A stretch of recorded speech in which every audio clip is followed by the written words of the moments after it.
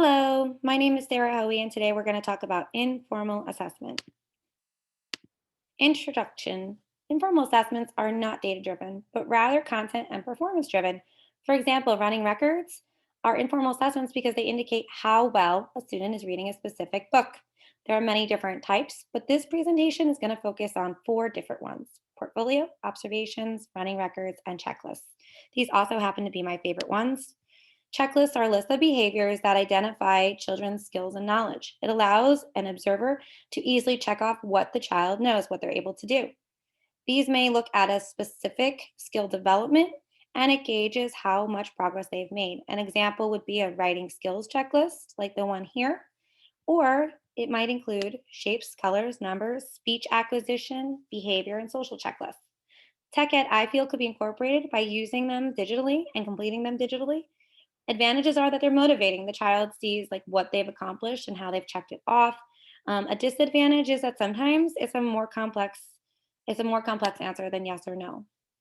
Observation is used each and every day in my classroom and most teachers, I would think. Informal observation is a natural way of assessing a child's skills and development.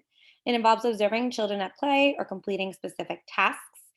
Tech ed, I feel, could be incorporated by observing students using various types of tech ed, maybe digital devices such as digital microscopes, tablets during a science lesson. Another example would be observing students using a reading app and watching them as they track highlighted words in reading. Advantages are the child is typically unaware that they're being observed, and they will be seen in an unexamined state, which will provide a more unbiased view for the teacher. A disadvantage is that direct observation requires a lot of time to assess and to prepare. The presence of an observer could alter the way the child's acting if it's somebody new that they don't see regularly.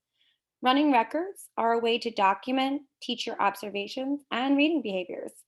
The process includes the teacher taking notes on the student's errors and corrections when they're reading a leveled text. So, this applies to reading, obviously. I use running records in reading every day. Sometimes we'll conduct a checklist, while other times we'll use a running record. In my opinion, tech ed could be incorporated by using a digital copy of a text and a student highlighting the word as they read. This is a great way in kindergarten to see if the child's reading one to one during a running record informal assessment. Some advantages would be that this is a great help to teachers because they can monitor progress, they can plan for instruction, and provide a way for students to understand their progress. They can also communicate to parents, hey, this is what your child's doing when they're reading, and the school community when you have meetings. Running records are very time consuming. I know this because I will sit one to one with my students. Another disadvantage that I found while researching was that the child might feel watched.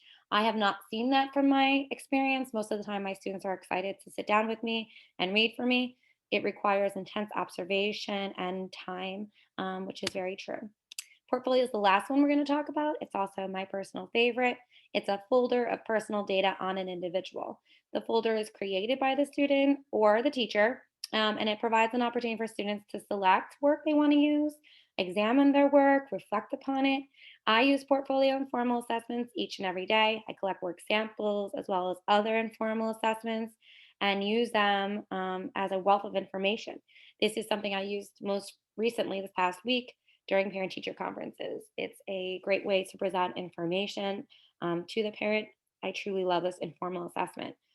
Tech Ed could be incorporated by using a digital portfolio through Flipgrid, Google Classroom, Google Slides, Book Creator. I've used all three with the exception of Book Creator. They're all relatively easy to use. I use them at the college level. In my classroom, I utilize papers and a very large tabbed binder. Advantages are that every student in the class has individual talents, and you can see where a student is stronger in one area versus another. It's progressive. You can see from the beginning. I even saw from the start of school till the end of the first quarter how much my students were able to grow. You also see students that are not growing like you would like. Disadvantages are that they're challenging to grade in the higher grade levels, and they are time consuming to collect and put together. This is true. In conclusion, for me, informational or informal assessments in kindergarten are a huge tool. They indicate how well a student's reading a specific level book. How are they acquiring a specific math skill? How are they forming their letters? They also help with tracking behaviors that we see each and every day. There are many types of informal assessments that I use on a daily basis. And as you can see from my presentation, they offer a wealth of data and information to help me make a better educator for all of my students. Thank you.